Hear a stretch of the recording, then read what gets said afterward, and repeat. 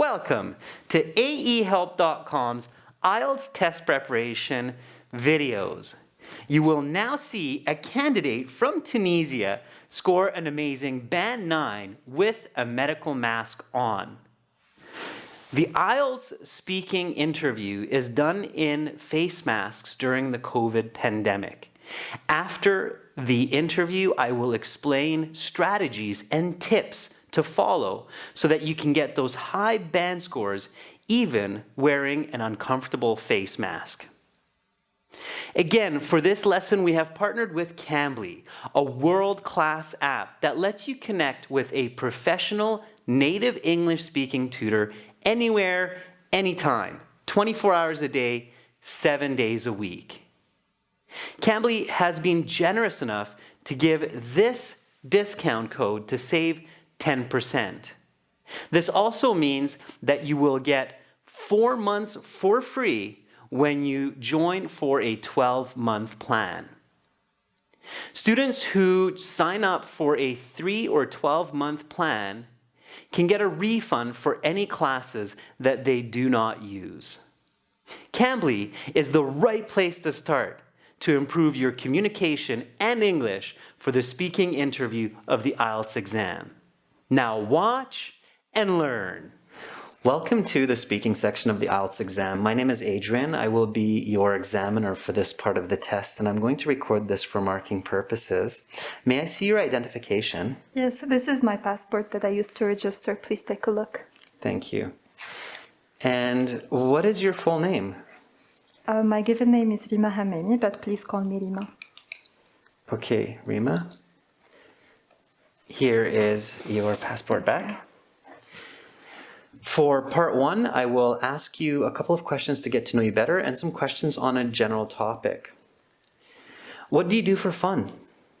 For entertainment, I like to socialize and meet my friends.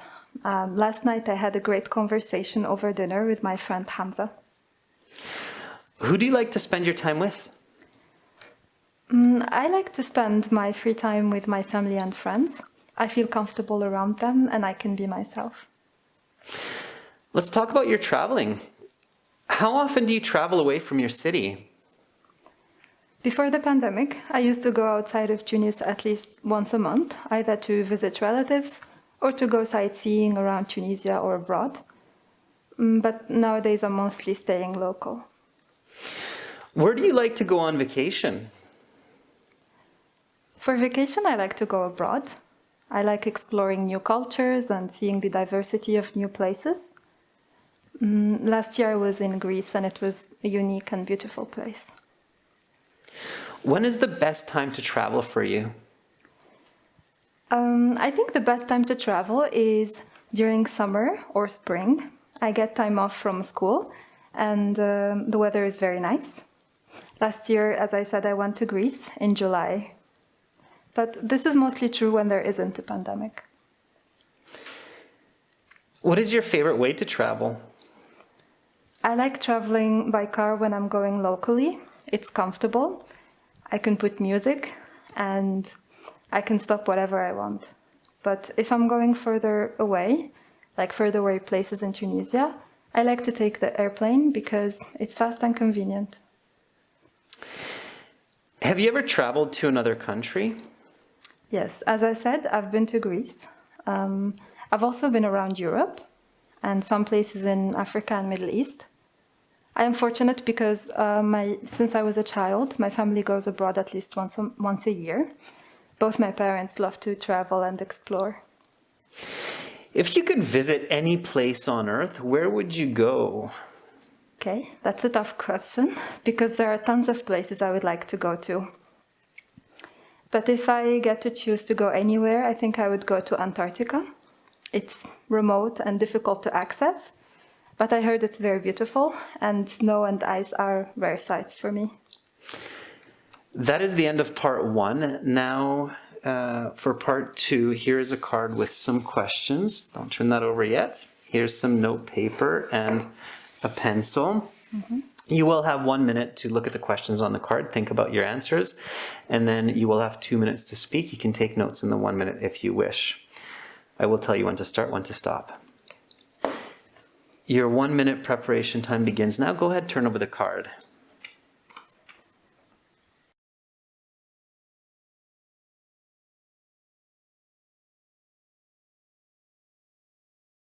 Rima, your 1 minute preparation time is up. Please begin speaking.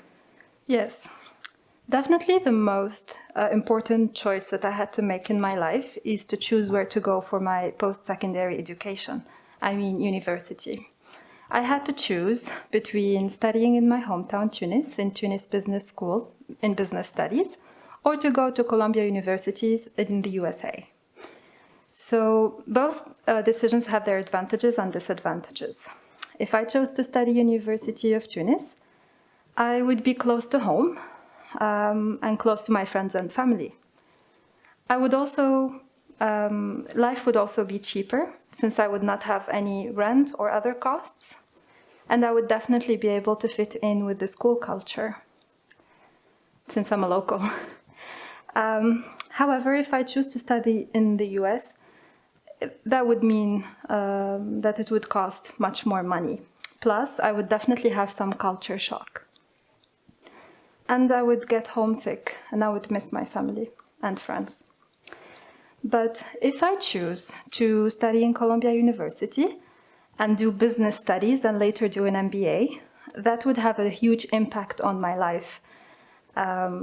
Since learning Native American English while studying would arguably is a vital asset because English is the language of business. Plus, I would have new friends and new connections, and that is very valuable for me later in the future. After weighing the options, I decided to go with Columbia University. I think it is the right choice to make, but only time will tell. I'm both nervous and excited because it would have a deciding factor on my future. Okay, I'm going to stop you there. Your time is up. So please pass back the paper and the questions. Yes, thank you. The note paper and the pencil also, please pass that back. Yeah. Yeah. Thank you. And now I will ask you some more questions for part 3 related to the topic of part 2. Let's talk about life-changing situations. What are the most common planned situations when people's lives change drastically? I think that the most common situations where people's lives change is, as I said, education, career goals, and marriage. Is this common to all cultures? Yes, because whether you are in Tunisia, Brazil, France, or China, you're most likely to make these decisions, these personal decisions by yourself. Can you explain? Yes. Most school expectations and school systems are the same in every country. Teenagers are expected to go to school, go to university, graduate, and get a job, and then get married. What are unplanned circumstances that can suddenly change a person's life? There are certainly unplanned situations that people have no control over, such as the loss of a loved one, an accident, a car accident, for example, or simply winning the lottery. Are these always positive or negative?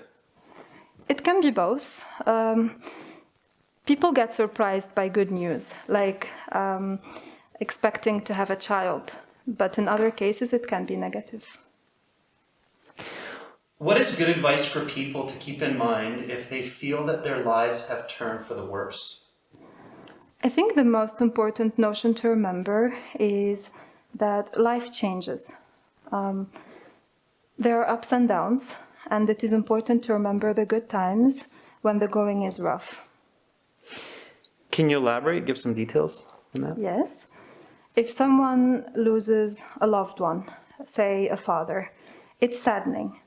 But it is also good to remember the good times that they shared with their father, so that he or she would live on his memory and children.